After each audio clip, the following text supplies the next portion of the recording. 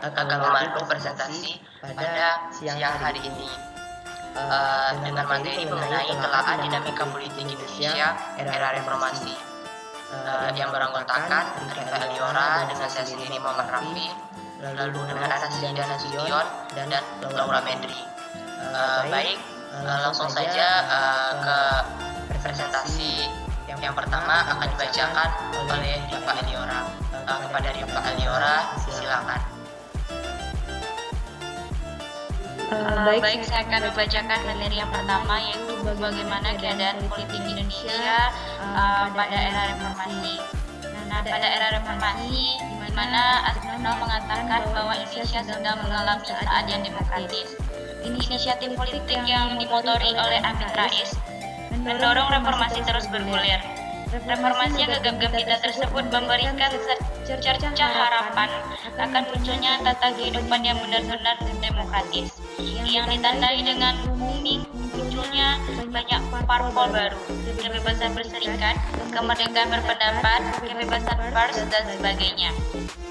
Berikut ini ciri-cirinya era reformasi. Yang pertama adalah meluasnya antusiasme terhadap reformasi. Yang kedua, kedalaman krisis ekonomi yang dipercaya berakar pada korupsi dan kurangnya pertanggungjawaban yang meresapi sistem politik, sehingga reformasi demokrasi yang ini merupakan solusi. Dan yang ketiga adalah perpecahan di kalangan elit politik yang berkuasa. Namun, di balik dinamika reformasi yang penuh akselerasi tinggi, nampaknya masih belum banyak kekuatan sosial politik yang benar-benar memiliki kesungguhan untuk menyelidiki demokrasi. Kemudian materi yang kedua yaitu tentang kedudukan partai politik Indonesia pada era reformasi. Nah, kedudukan partai politik menjadi sangat strategis pada saat itu, di mana Indonesia memasuki babak baru dalam sistem politik yang lebih terbuka. Partai politik dan elit politik tidak banyak tergantung pada kekuatan yang berada di luar kerangka sistem politik. Persoalannya sekarang adalah partai politik dan elit politik belum memiliki kemampuan untuk mempercayai dirinya sendiri dalam menentukan sikap, termasuk sangat tergantung pada backing seperti yang terjadi pada masa Orde Baru.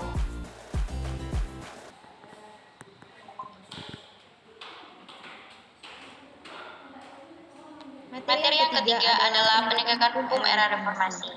Nah, penegakan hukum pada era reformasi ini itu diberlakukannya sesuai dengan rasa keadilan, kejujuran, dan kebenaran sebagai prinsip utama dalam menjalankan proses penyelidikan, penyidikan, dan penuntutan.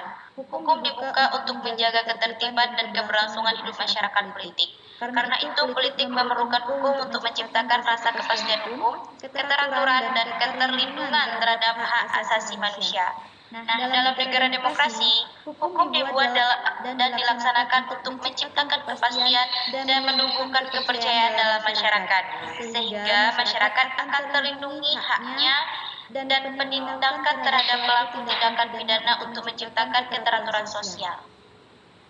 Baik, materi selanjutnya akan dijelaskan oleh Raffi. Politik desentralisasi. Kajian dalam topik politik desentralisasi meliputi kajian-kajian tentang arah pengembangan daerah, penguatan kelembagaan dan aparatur daerah, antara lain melalui optimalisasi kewenangan unit-unit pemerintah daerah dan konsolidasi birokrasi untuk pembangunan monitoring dan evaluasi kajian-kajian tentang arah kebijakan desentralisasi. Mengenai pelaksanaan Pilpres pada era reformasi.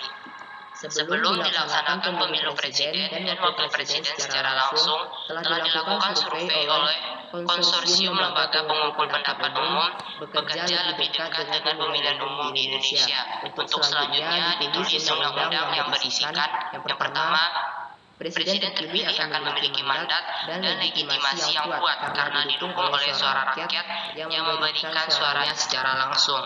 Yang kedua, Presiden terpilih tidak terikat pada konspirasi partai-partai atau fraksi politik yang telah memilihnya. Artinya Presiden terpilih berada di atas segala kepentingan dan dapat menjembatani berbagai kepentingan tersebut.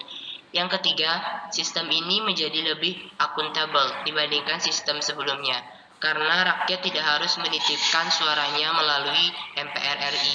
yang para anggotanya tidak seluruhnya terpilih melalui pemilu. Yang keempat, kriteria calon presiden juga tidak dapat dimiliki secara langsung oleh rakyat yang akan memberikan suaranya.